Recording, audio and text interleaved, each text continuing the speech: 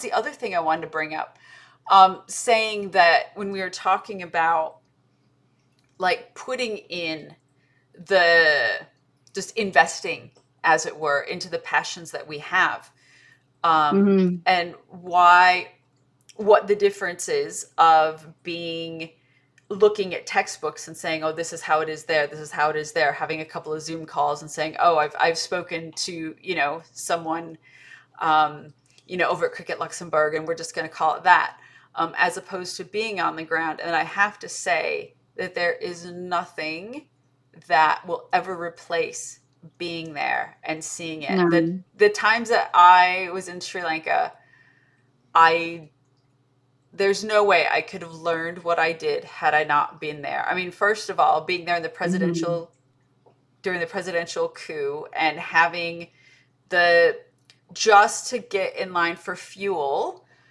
I mean, there were people that were parked there for days, and you could see it on, like, there were some clips on the news. But to be there, to feel the tension and the anger and the frustration of the people, um, but then also seeing when they would cut the electricity and people coming out in the streets to play cricket, because it's like, well, we can bake inside or we can go play cricket, um, to having to show a shopping bag to cross a line of military armed guards so that you can go to the shops and grab something for the day, to seeing how just horribly women are treated.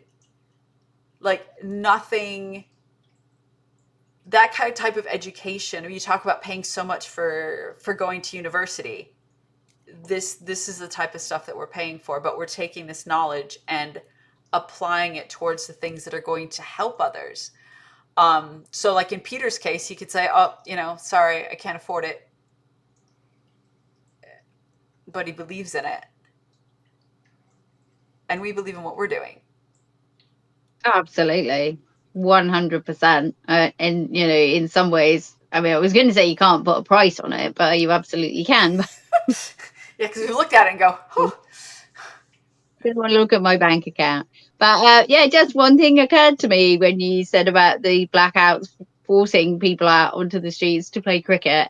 Wonder if that could be like a little ICC strategy. Why don't they just tap up all the governments and tell them to do some strategic power cuts and give everyone a cricket kit and off they go?